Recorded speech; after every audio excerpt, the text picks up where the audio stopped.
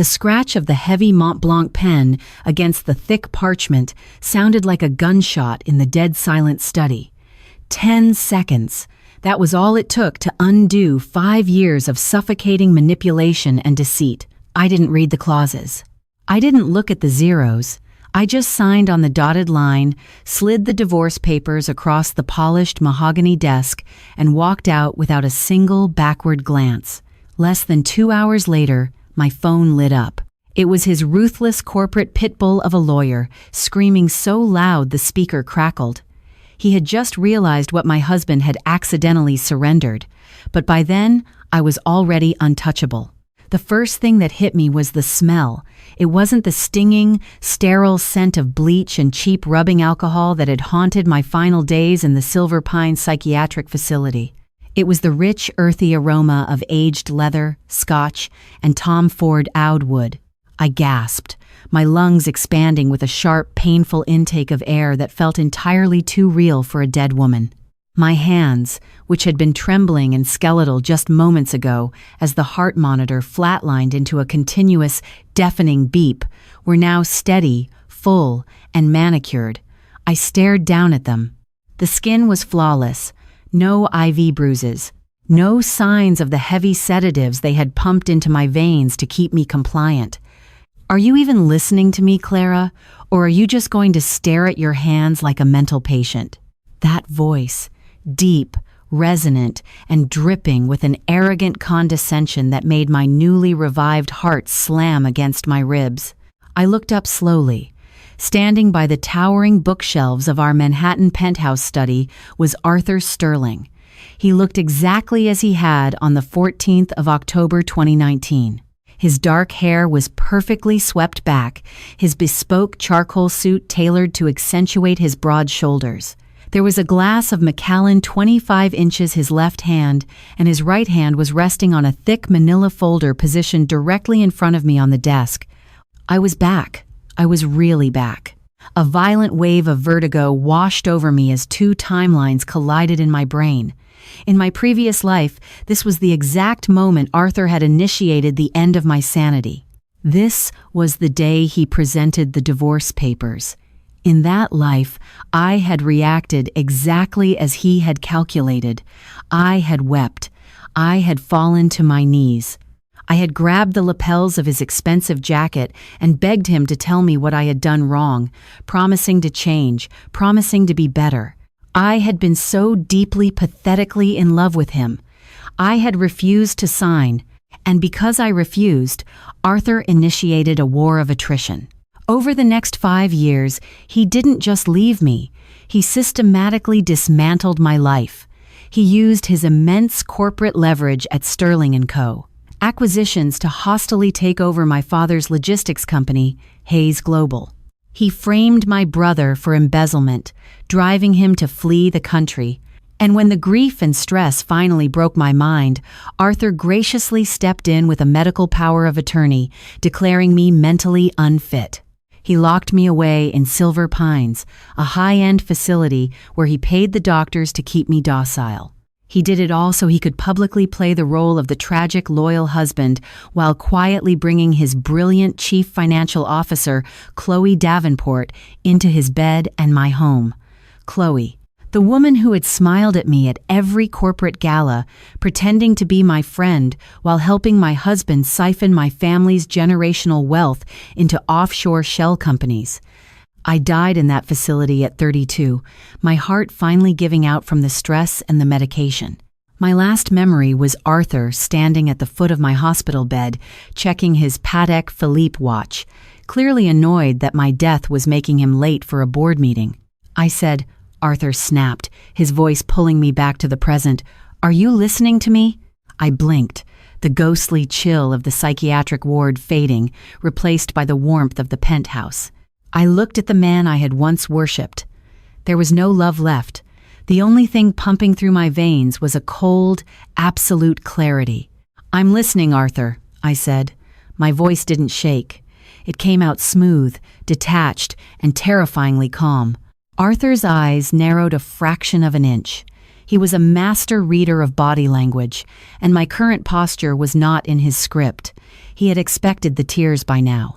"Good," he said, though he sounded slightly thrown off. He tapped the thick manila folder on the desk. "Then I won't insult your intelligence by dragging this out. My lawyer, Richard Blackwell, had these drawn up. It's over, Clara. We are fundamentally incompatible. I need a partner who understands the cutthroat nature of my world, not a socialite who spends her days planning charity galas." He was parroting the exact speech he had used before. I knew what was coming next. "I want a clean break," he continued, leaning over the desk, trying to use his physical presence to intimidate me. "But I know how emotional you get. I know how deeply attached you are to this lifestyle. To me." His lips curled into a cruel, mocking smirk. "So, I had Richard draft these specific terms. Look at them, Clara. Go ahead. Open the folder." In my past life, I hadn't opened it. I had just seen the word divorce printed on the front label and lost my mind. "I don't need to open it," I said softly, holding his gaze. Arthur chuckled, a dark, patronizing sound. "Of course you don't, because we both know you won't sign it. You're too dependent. You'd rather cling to a dead marriage than walk out that door. I'm proving a point here, Clara. I'm showing you the door, wide open, with the keys to the kingdom sitting right on the threshold, and you still won't walk through it." I looked down at the heavy folder. The words "dissolution of marriage" were printed in crisp, black Arial font on the cover sheet. Arthur was playing a psychological game. I knew Arthur's arrogance intimately. He was a narcissist who thrived on absolute control. He had told Chloe, in a conversation I had secretly overheard in my past life just before my institutionalization, about this very day. He had bragged to her about the dummy file. To prove his absolute dominance over me, and to prove to Chloe that I was a pathetic leech who would never leave him even if offered the world, Arthur had instructed his lawyer to draft an absurd, totally legally binding settlement, a bluff document. He wanted to show Chloe that he could offer me everything, and I would still refuse to sign because I was obsessed with him. I didn't know the exact terms hidden in the pages beneath my fingertips, but I knew Arthur. He wouldn't have done things by halves. If he was going to bluff, he would have bluffed big to feed his own ego. And to make the threat look real, to make sure I believed it was an official document meant to scare me, he had already had his private in-house notary stamp and seal the execution pages. "You're suffocating me, Clara," Arthur said, his voice dropping into that faux sympathetic tone he used when he was about to twist the knife. "Chloe understands the business. She understands me. You just exist in my space. It's pathetic, really. Look at you. You can't even speak." I wasn't speaking because I was too busy suppressing a smile.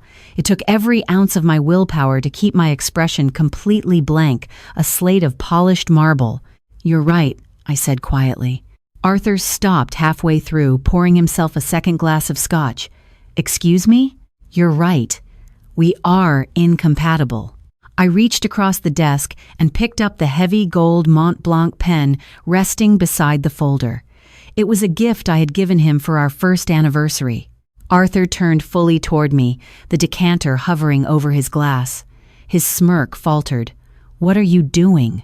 "What you asked me to do," I replied, my voice light, almost breezy. I flipped the heavy cover page open. I didn't read the dense legal jargon. I didn't read the asset division breakdowns, the real estate transfers, or the stock allocations. If I read them, I might hesitate. If I read them, Arthur might realize something was wrong and snatch the folder away. I needed him to stay frozen in his confusion long enough for me to finish. I flipped straight to the back. Page 42. There it was. Signature of petitioner. Arthur's signature was already scrawled in black ink, bold and arrogant. Below it, the notary's stamp was pressed firmly into the paper, dated perfectly. Next to it was the line for signature of respondent. I pressed the nib of the pen to the paper. The scratch of the metal against the parchment echoed in the silent room. I signed my full legal name, Clara Elizabeth Hayes. I didn't even use his last name. Arthur took a step forward, his jaw tight. "Clara, what the hell are you playing at?" "No games, Arthur," I murmured, flipping to the next required execution page. Scratch. Another signature. "Stop," he commanded, his voice losing its mocking edge, replaced by a sudden, sharp sliver of uncertainty. He hadn't expected this. This wasn't the script. I was supposed to be weeping. I was supposed to be tearing the pages into confetti. I flipped to the final page, the waiver of further discovery. Scratch. I capped the pen and set it down with a soft, decisive click. I closed the folder, aligned the edges perfectly, and pushed it across the mahogany desk until it rested directly under his hand. I stood up. My legs, which had been atrophied and weak mere minutes ago in my memory, supported me perfectly. I smoothed down the skirt of my Dior dress, picked up my purse from the armchair, and looked him dead in the eye. For a second, Arthur just stared at me. His brain was misfiring. The brilliant, ruthless CEO of Sterling & Co. Acquisitions was standing in his own study, completely short-circuited by a woman simply agreeing with him. "I'll have movers come for my personal belongings by tomorrow afternoon," I said, my tone as casual as if I were discussing the weather. "You can keep the rest. Have your courier drop that off at Richard's office. I assume it's effective immediately." "Clara." Arthur started, his voice thick with bewilderment. He looked down at the folder, then back at me. "You didn't even read it." "I don't need to read it, Arthur." I smiled. A genuine, terrifying smile that reached my eyes. "I trust you gave me exactly what I deserve. Goodbye." I turned on my heel and walked out of the study. I didn't run. I didn't look back. I walked down the long, art-lined hallway of the penthouse, summoned the private elevator, and stepped inside. As the chrome doors slid shut, hiding the penthouse from view, I finally let out the breath I had been holding. A wild, hysterical laugh bubbled up in my chest. I slapped my hands over my mouth, tears of absolute adrenaline springing to my eyes. I was free. The chains that had dragged me to an early grave were broken, and knowing Arthur's ego, he had just handed me the sledgehammer. The crisp October air of Manhattan hit my face the moment I stepped out of the luxury high-rise. It tasted like champagne. I hailed a yellow cab, instructing the driver to take me to the plaza. I needed a neutral ground, a place where Arthur's staff couldn't monitor me. During the ride, I systematically began erasing Arthur from my digital life. I transferred the remaining $2 million from my personal, untouched trust fund, the one he hadn't yet found a legal loophole to drain in this timeline, into a secure, private account I set up through a discreet wealth manager I knew from my father's circles. I changed my passwords, blocked Arthur's number, and shut down the GPS tracking on my phone. By the time I checked into a corner suite overlooking Central Park, the adrenaline was beginning to settle, replaced by a cold, calculating focus. It was 3:15 p.m. If my timeline was correct, Arthur, still reeling from his bruised ego, would have immediately handed the signed folder to his personal courier out of sheer, stubborn pride. He wouldn't have checked my signature. He wouldn't have opened the book. He would have wanted to pretend that my easy departure hadn't rattled him.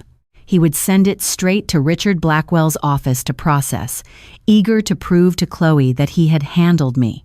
At 3:42 p.m., the burner phone I had purchased in the hotel lobby rang. I had texted the new number to my brother with strict instructions to only pass it to my father's attorney, but apparently the opposition had resources.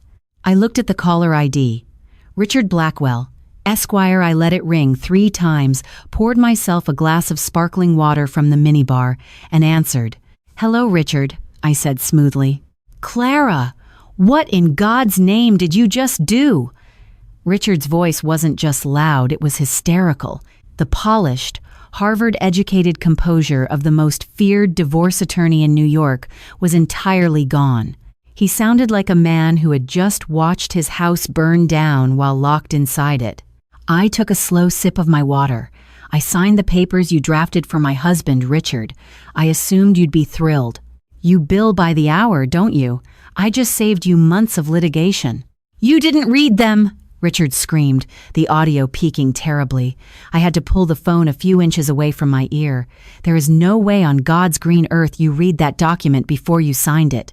"A signature is a signature," I replied calmly. "And it was pre-notarized by David in your office.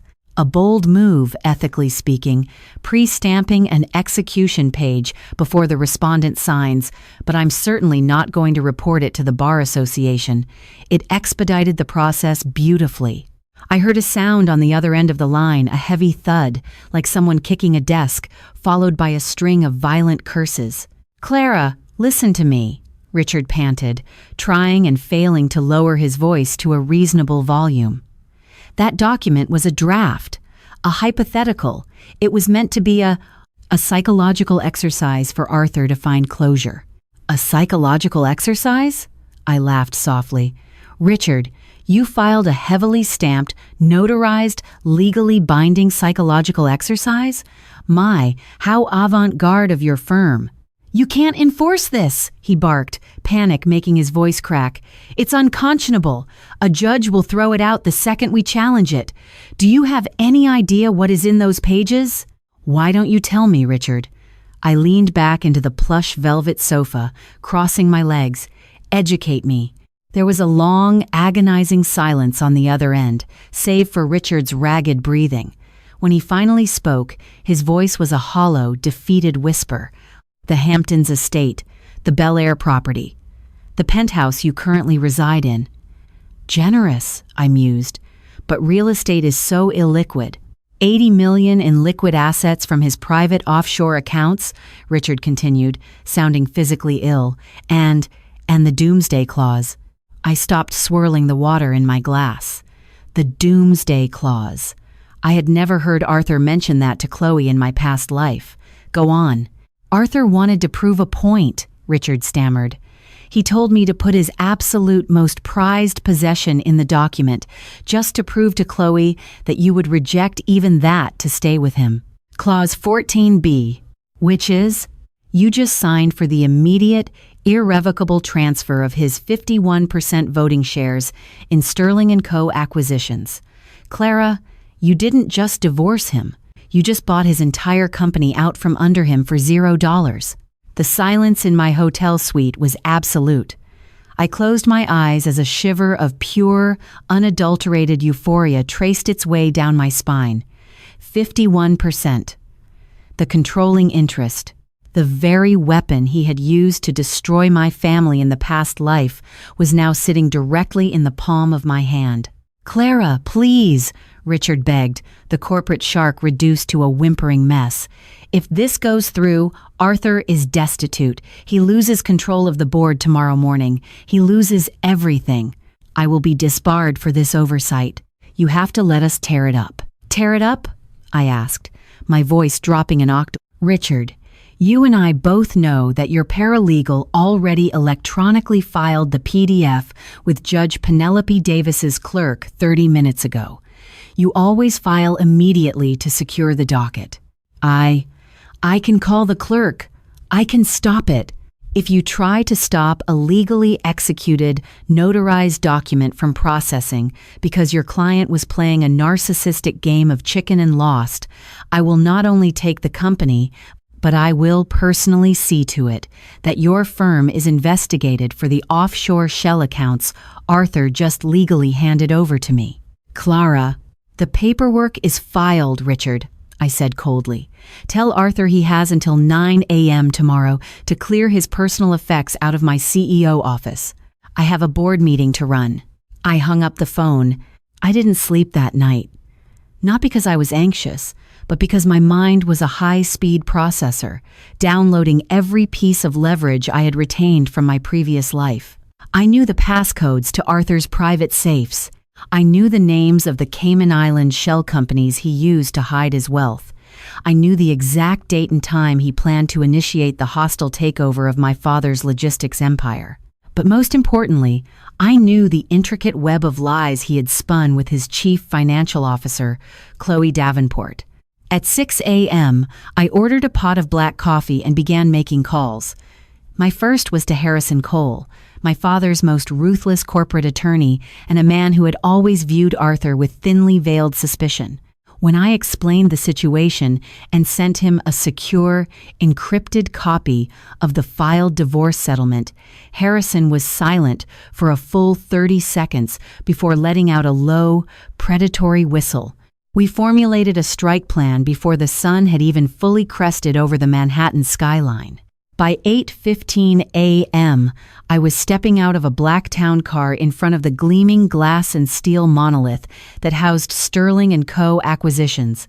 I wasn't wearing the soft pastel designer dresses Arthur had preferred me in, the ones that made me look like a fragile, decorative doll. I wore a razor-sharp midnight blue Saint Laurent suit, my hair pulled back into an unforgiving knot, my lips painted a dark, bruising red. Harrison was waiting for me in the lobby, flanked by 2 private security contractors whose suits bulged slightly at the shoulders. "Good morning, Clara," Harrison said, his eyes gleaming with the anticipation of a slaughter. "The SEC filings were updated at 8 a.m. sharp. You are officially the majority shareholder. The board has been notified of an emergency meeting at 8:30. "Did Arthur try to block it?" I asked, walking past the stunned security desk without breaking stride.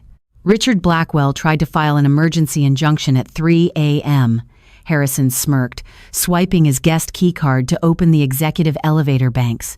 Judge Penelope Davis threw it out.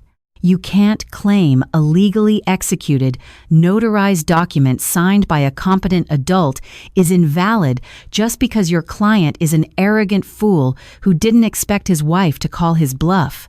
The judge practically laughed Blackwell out of her chambers. The elevator ride to the 42nd floor was silent, but the air hummed with kinetic energy. When the chrome doors slid open, the executive floor was in absolute chaos.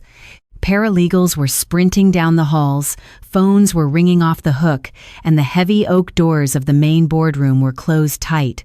I didn't knock. I pushed the double doors open so hard they cracked against the glass walls. The room fell into a dead, suffocating silence.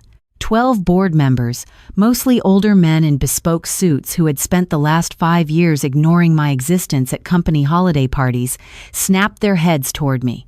At the head of the long mahogany table stood Arthur. He looked like a corpse. His usually pristine hair was disheveled, his tie was loosened, and his eyes were bloodshot. He had clearly been up all night, screaming at his legal team. Standing directly to his right, holding a tablet and looking like a sleek, venomous snake, was Chloe Davenport. "Clara," Arthur hissed, his voice trembling with a mixture of rage and absolute panic. "Get out! Now! Security is on its way." "Let them come," I said, my voice echoing off the floor-to-ceiling windows. I walked slowly toward the head of the table. Harrison and the 2 security contractors stepped into the room behind me, shutting the heavy doors with a resonant thud. Chloe sneered, stepping forward to intercept me. "Clara, this is a closed executive board meeting. You have no clearance here. If this is about the divorce, your lawyers can contact—" "Quiet, Chloe," I interrupted, not even looking at her. I kept my eyes fixed on Arthur. "You're sitting in my chair, Arthur." A murmur rippled through the board members. Arthur's face flushed a deep, mottled purple. "You psychotic bitch," he spat, dropping the facade of the polished CEO entirely. "You think you can steal my company on a technicality? It's a clerical error. I built this empire. I am Sterling & Co." "Actually, Arthur," Harrison Cole interjected, stepping forward and tossing a stack of thick, bound dossiers onto the center of the table. "As of 8 a.m. this morning, Clara Hayes owns 51% of the voting shares, transferred directly and irrevocably via a binding settlement you executed and had notarized yourself. You now hold a minority stake of 12%. Clara is the empire." I reached the head of the table. Arthur was frozen, his knuckles white as he gripped the leather back of the executive chair. "Move," I commanded quietly. For a second, I thought he was going to strike me. In my past life, when the walls had closed in on me, he had been physically intimidating, using his size to back me into corners. But he was looking into my eyes now, and he didn't see the broken, weeping woman he had manufactured. He saw a mirror reflecting his own ruin. Slowly, agonizingly, Arthur stepped aside. I sat down in the high-backed leather chair, resting my hands on the cool mahogany. I looked down the length of the table at the terrified board of directors. "Good morning, gentlemen," I smiled. "Let's call this emergency meeting to order." "This is illegal!" Chloe shrieked, her perfectly manicured composure finally shattering. She slammed her hands on the table. "You cannot just walk in here and stage a coup. Arthur, do something!" Arthur stood paralyzed against the glass wall, staring at the floor. The reality of his absolute poverty was still downloading into his system. He had lost the real estate. He had lost the offshore liquid assets. He had lost the company. The dummy file had been a loaded gun he had handed directly to his victim, begging her to pull the trigger. I turned my chair slightly to face Chloe. In my previous life, she had visited me once at the Silver Pines Psychiatric Facility. She had worn my diamond tennis bracelet, the one my grandmother had left me, and sat across from me in the sterile visitor's room, whispering about how easy it had been to take my life, how Arthur had never loved me, how I was just a stepping stone for their greatness. The memory made the victory tasting so much sweeter. "Chloe Davenport," I said, my tone conversational. "Chief Financial Officer. Salary of $2.4 million a year, not including bonuses. A very lucrative position." "A position I earned," she snapped, though her eyes darted nervously toward Harrison. "I am not speaking to you without corporate counsel present." "You don't need corporate counsel, Chloe, because you no longer work here," I said smoothly. "You can't fire me. I have a watertight contract." "You're right. I can't fire you without cause," I agreed, tapping a manicured nail against the dossier Harrison had placed in front of me. I flipped it open. "However, embezzlement, corporate fraud, and wire fraud are generally considered adequate cause for immediate termination. Wouldn't you agree, board?" The older men around the table shifted uncomfortably. Chloe's face drained of color. "What are you talking about?" When Arthur graciously handed over his entire financial portfolio to me yesterday afternoon, I explained, leaning forward, he didn't just give me the domestic accounts. Clause 14B of his brilliant psychological exercise legally transferred the assets of 3 shell companies located in the Cayman Islands. Specifically, Aegis Holdings, Nova Consulting, and Blue Horizon Logistics. Arthur's head snapped up, his eyes widening in sheer, unadulterated horror. He hadn't realized. He had been so focused on the loss of the company's shares that he had forgotten the dark money he had tied up in the settlement to make the bluff look authentic. "And when I legally accessed those ledgers last night," I continued, my voice echoing in the dead silent room, "I found something fascinating.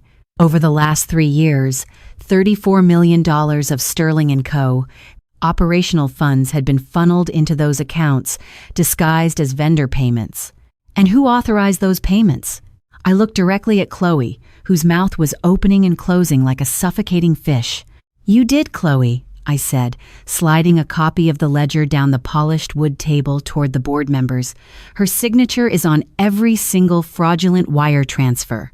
She and Arthur have been bleeding this company dry right under your noses to fund their private offshore retirement." Chaos erupted. The board members, who cared only about their dividends and legal liabilities, began shouting at once.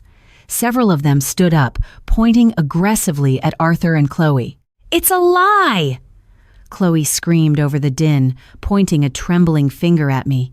"She doctored those documents. Arthur, tell them." But Arthur was silent. He looked at Chloe, then at me, and finally realized the absolute totality of my vengeance. I hadn't just taken his money. I had legally accessed the evidence of his federal crimes. If he fought me on the divorce settlement, I would hand the ledgers to the SEC and the FBI. He would go to federal prison. He was trapped in a cage of his own flawless design. "Harrison," I said softly, cutting through the shouting. The room quieted instantly to hear my command. "Have security escort Miss Davenport from the building. confiscate her phone, her laptop, and her access badges. Do not let her return to her office. We will be freezing her company assets and forwarding these ledgers to the authorities by noon." "No, no, you can't!" Chloe lunged toward me, her face contorted with rage, but Harrison's security contractors were faster. They caught her by the arms, dragging her backward. She thrashed wildly, her expensive heels scraping against the hardwood floor. "Arthur, do something! We're supposed to be partners!" Arthur looked away, abandoning her just as easily as he had planned to abandon me. As the heavy oak doors closed, cutting off Chloe's hysterical screams, I looked back at my ex-husband. He was a hollow shell of the tyrant who had terrorized me in another lifetime. "As for you, Arthur," I said, my voice cold and dismissive, "you are hereby stripped of your title as CEO. You will retain your 12% minority share, but you will hold no voting power and no board seat. Clear out your desk.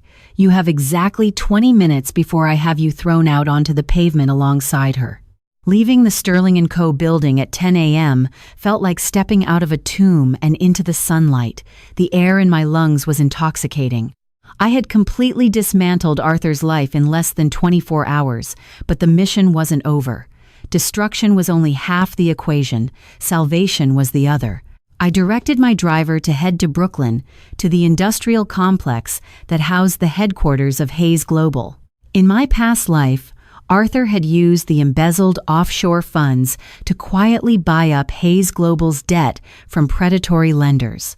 When my father's company hit a seasonal slump, Arthur called in the debts all at once, forcing a hostile takeover that broke my father's heart and sent him into an early grave from a massive stroke. He had then framed my older brother Nathaniel for mismanaging the funds, threatening him with prison unless he fled the state. Not this time. I walked into the familiar, bustling lobby of Hayes Global. The smell of diesel, cheap coffee, and ozone brought a sudden, violent sting of tears to my eyes. This was my legacy. This was the blood and sweat of my family. I bypassed the receptionist, giving her a warm wave, and walked straight into the executive suite. My father, Gregory Hayes, was bent over a drafting table, arguing loudly into a phone about freight delays. He looked up, startled, as I closed the door behind me. He looked so young, so vibrant, completely untouched by the grief that Arthur would have soon inflicted upon him. "Clara? Sweetheart, what are you doing here?"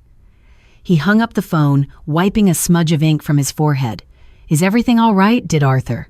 "Arthur and I are divorcing, Dad," I said. Gregory froze. The protective, fierce anger of a father instantly flared in his eyes. "What did he do? Did he hurt you? I swear to God, Clara, I'll tear that arrogant prick apart." "He didn't hurt me, Dad. He tried to, but he failed." I walked over and hugged him. I hugged him so tightly I could hear his ribs creak. The scent of his Old Spice cologne anchored me to the reality that I had saved him. I pulled back, looking into his eyes. "I need you to call Nathaniel. Tell him to get up here right now. We have business to discuss." 10 minutes later, my brother Nathaniel rushed into the office, out of breath, expecting a crisis. Instead, he found me sitting on the edge of our father's desk, calmly sipping a cup of break room coffee. "What's going on?" Nathaniel demanded, looking between me and our father. "Dad said it was an emergency." "It's a financial restructuring," I corrected, pulling a thick envelope from my purse and laying it on the desk. "Dad, Nathaniel, I know about the leverage loans you took out from Vanguard Equity last quarter to expand the West Coast fleet. I also know that you're struggling to make the balloon payment due next month." Gregory sighed heavily, running a hand over his face. "Clara, that's company business. You don't need to worry about that. We'll find the capital. I didn't want to stress you." "Vanguard Equity is a shell corporation owned by Arthur," I stated plainly. The silence in the room was deafening. Nathaniel's jaw dropped. "What? No, that's impossible. We vetted them." Arthur hid it behind 3 layers of LLCs. He was planning to call in the loan early, force a default, and seize Hayes Global's assets for pennies on the dollar, I explained, watching the horror dawn on their faces. He wanted to destroy this company, and he wanted to destroy our family. Gregory sank into his leather chair, the color draining from his face. My God, we owe them $20 million. If he calls it in, we're finished, Clara. We lose everything. You don't owe Arthur a dime, I smiled, pushing the envelope across the desk toward my father. Open it. With trembling hands, Gregory opened the seal. Inside was a certified cashier's check, drawn from the newly secured offshore accounts I had seized from Arthur that very morning. The amount was for $30 million. Pay off the Vanguard debt today in full, with interest, I instructed, my voice filled with a fierce, protective love. Use the remaining $10 million to finalize the West Coast expansion. Hayes Global is completely debt-free as of noon today. Nathaniel stared at the check, his hands shaking. Clara, where did you get this kind of money? Did Arthur give this to you in the settlement? You could say that, I laughed.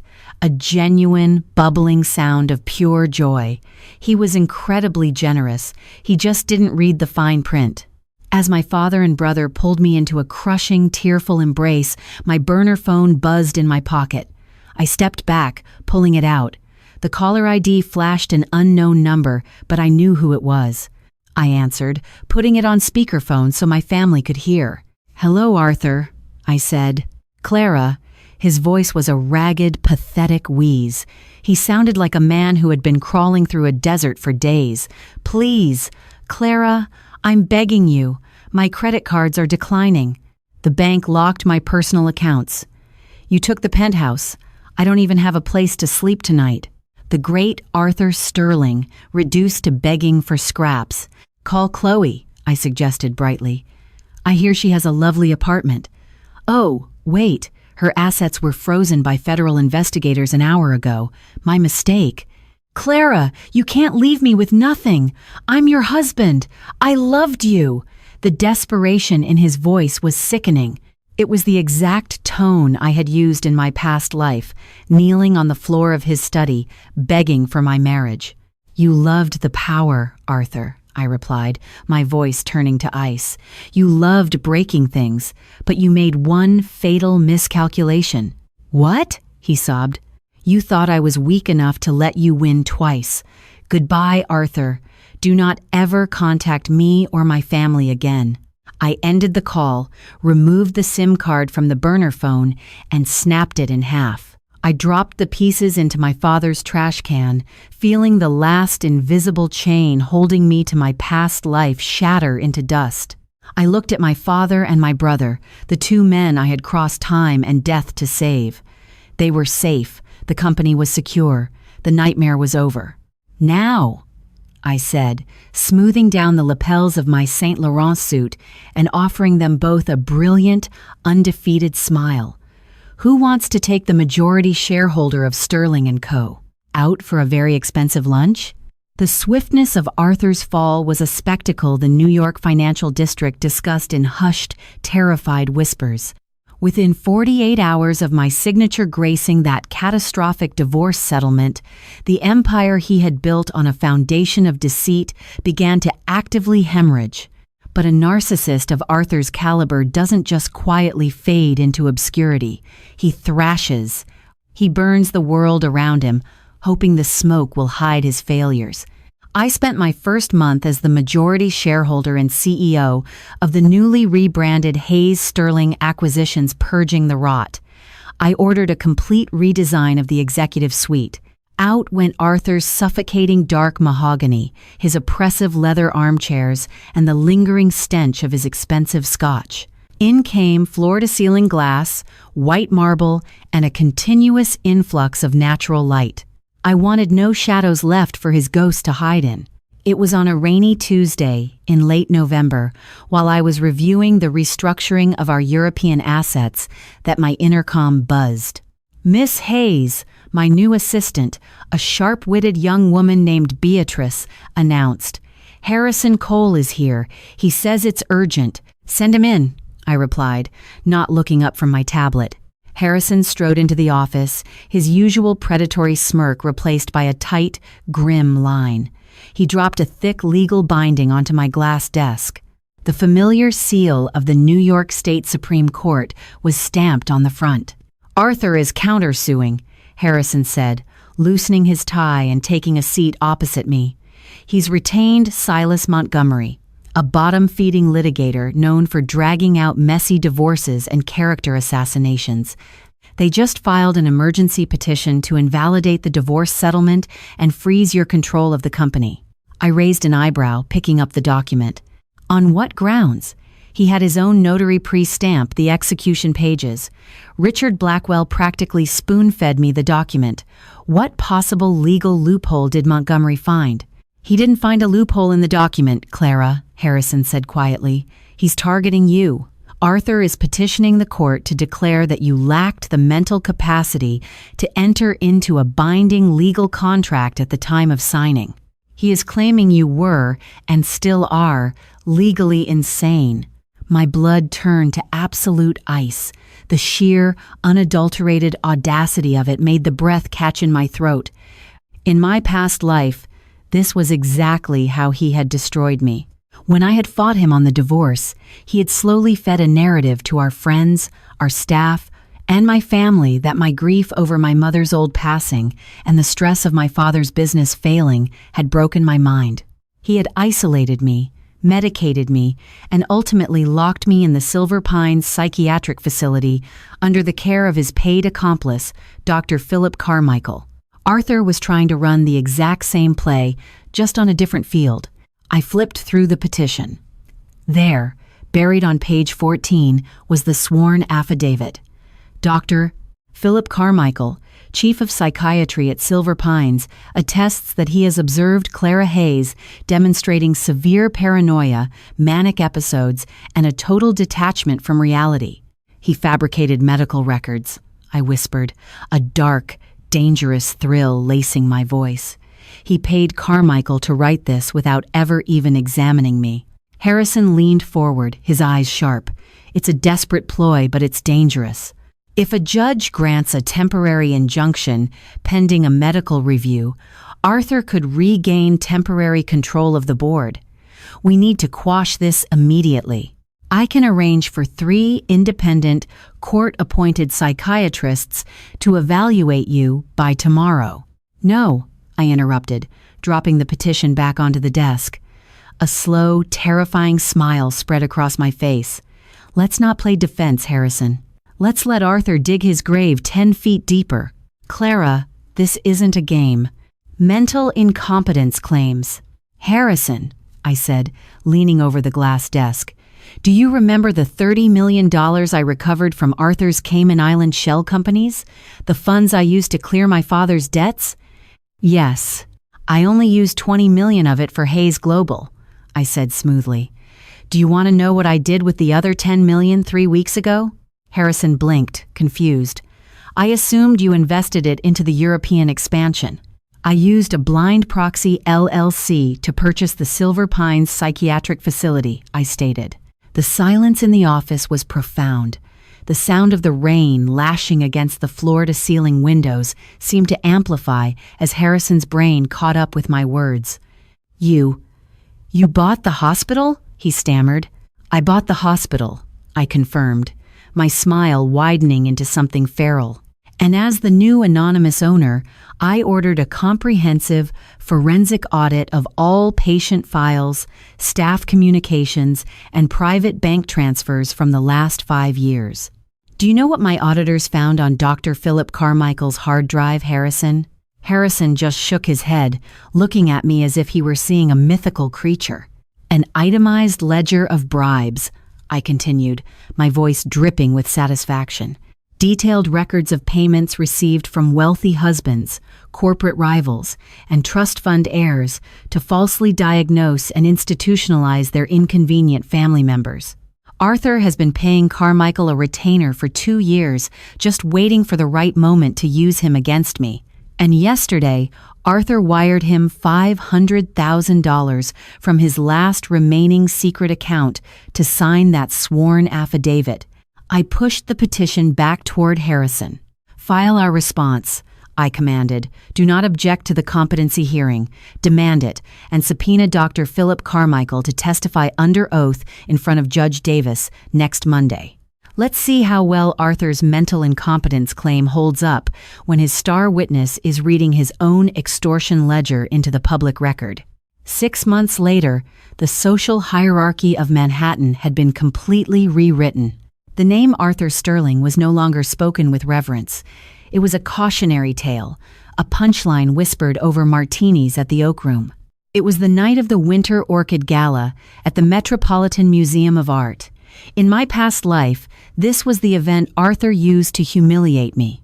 He used to force me to plan the entire affair, the catering, the floral arrangements, the seating charts, only to show up on the red carpet with Chloe Davenport on his arm, leaving me to walk in alone, looking like the hired help.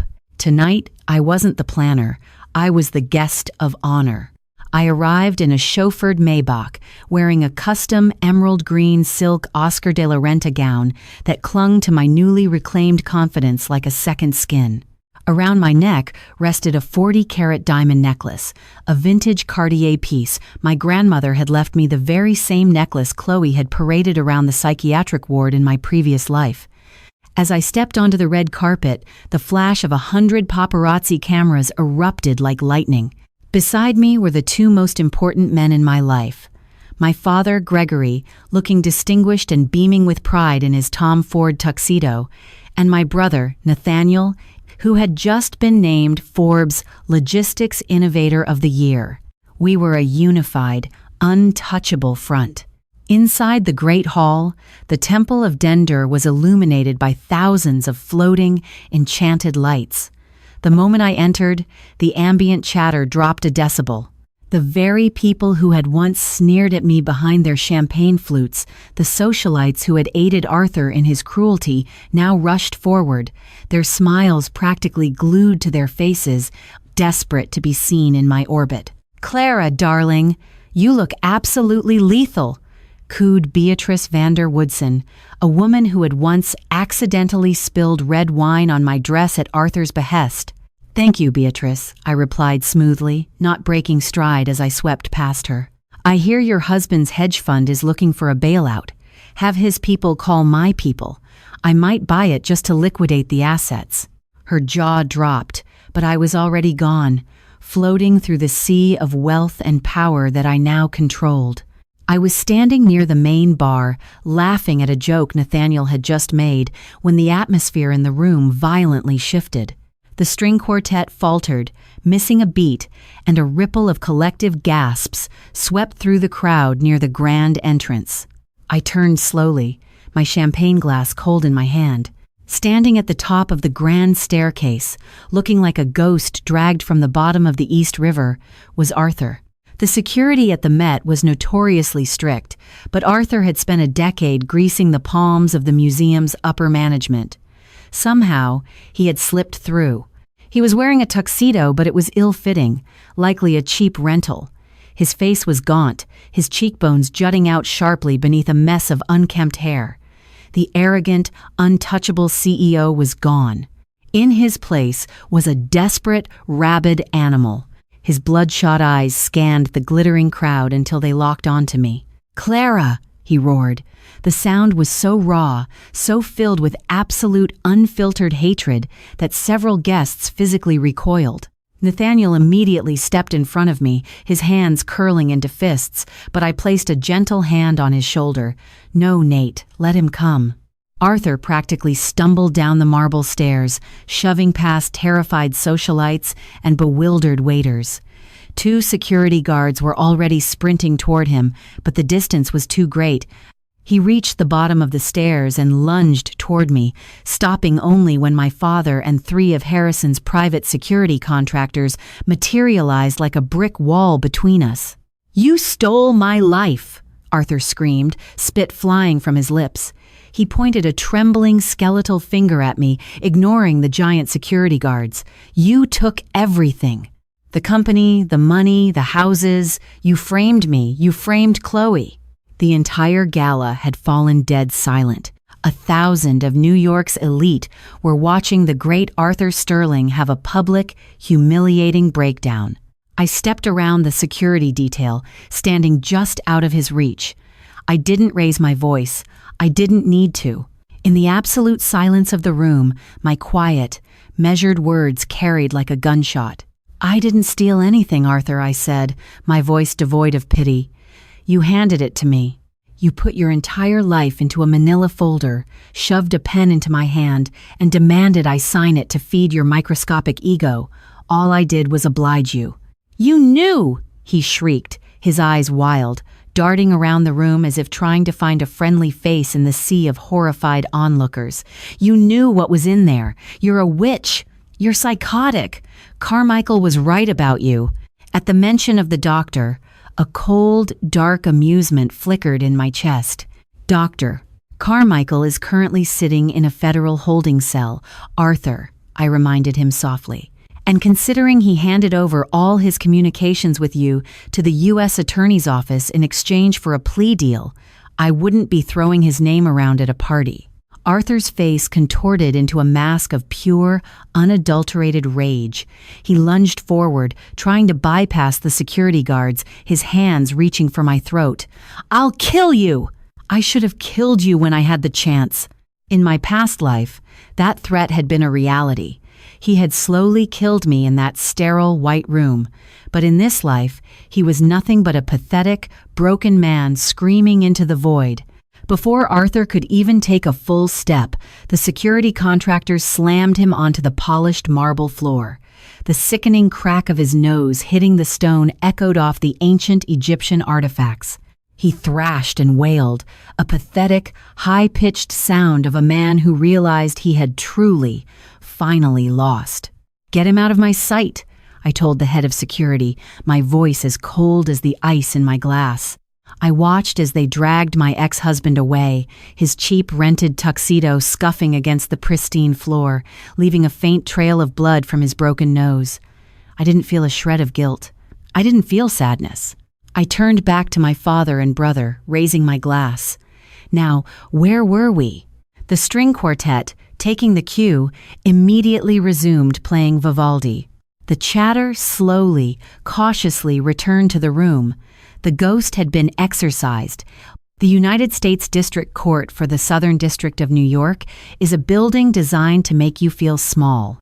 Its towering granite pillars and echoing, cavernous halls are meant to intimidate, to remind every soul who enters that the law is an absolute, crushing weight.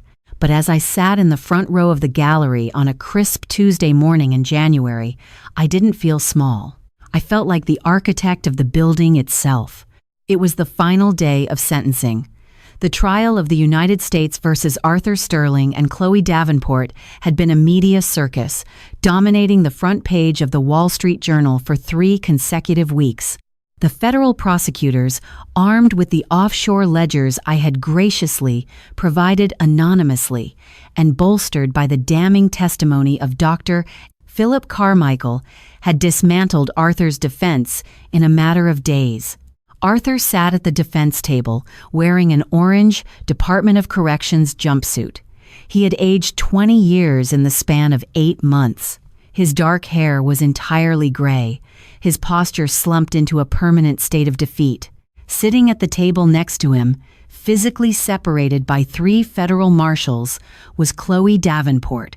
Chloe had tried to play her final, desperate card during the trial. When she realized that Arthur was going down and dragging her with him, she had immediately flipped. She offered to turn state's evidence, taking the stand to testify that Arthur was the sole mastermind behind the $34 million embezzlement from Sterling & Co., and that he had coerced her into signing the fraudulent wire transfers. She played the victim perfectly, crying on the stand, claiming Arthur had threatened her life if she didn't comply. It almost worked. The prosecutors were ready to offer her a reduced sentence of 2 years in a minimum security, white-collar facility in exchange for sealing Arthur's fate. But I couldn't let the woman who had helped lock me in a psychiatric ward get off with a slap on the wrist. 2 days before the trial concluded, my lawyer, Harrison Cole, anonymously hand-delivered a decrypted USB drive to the lead prosecutor. The drive contained Chloe's personal, hidden, encrypted emails, files I remembered her bragging about in my past life, files she kept on a private server buried in the Hamptons. The emails didn't just prove she was a willing participant in the embezzlement. They proved she was the architect. She had mapped out the Cayman Island shell companies. She had drafted the fake vendor invoices. And, most damning of all, she had initiated the contact with Dr. Philip Carmichael, suggesting to Arthur that falsely institutionalizing me was the cleanest way to take my family's wealth. Chloe's plea deal evaporated overnight. "All rise," the bailiff barked. Judge Penelope Davis, the very same judge who had finalized my divorce and laughed Richard Blackwell out of her chambers, took the bench. She looked down at the two defendants with an expression of absolute, withering disgust. "Mr. Sterling, Miss Davenport, please stand," Judge Davis commanded. Arthur struggled to his feet, leaning heavily on the table. Chloe stood rigidly, her eyes squeezed shut, tears streaming down her pale face. Over the course of this trial, Judge Davis began, her voice echoing through the silent courtroom. "This court has been subjected to evidence of a conspiracy so deeply rooted in greed, malice, and sociopathic manipulation that it defies comprehension. You did not simply commit financial fraud. You weaponized the medical system to destroy the life of an innocent woman in pursuit of absolute power." I sat perfectly still, my hands folded neatly in my lap. Arthur slowly turned his head, his hollow eyes finding mine in the gallery. There was no rage left in him. There was only a terrifying, empty realization of what he had done and what it had cost him.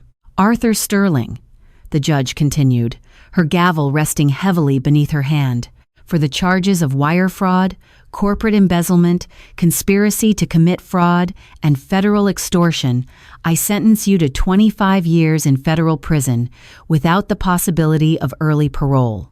Arthur's knees buckled. His lawyer had to catch him by the arm to keep him from collapsing onto the floor. 25 years.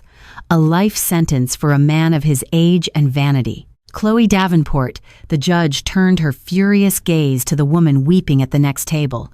"For your role as the financial architect of this conspiracy, and for your direct involvement in the attempted fraudulent medical institutionalization of Clara Hayes, I sentence you to 20 years in federal prison." Chloe let out a piercing, guttural scream, burying her face in her hands as the federal marshals moved in to handcuff her. "Court is adjourned," the heavy wooden gavel slammed down, crack. The sound resonated in my chest. A final, definitive period at the end of a nightmare that had spanned 2 lifetimes. I stood up, smoothing the front of my white wool coat. I didn't wait to watch them be led away in chains.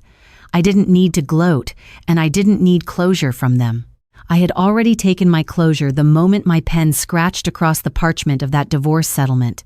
I walked out of the courtroom, the heavy oak doors swinging shut behind me, severing me from the ghosts of my past forever.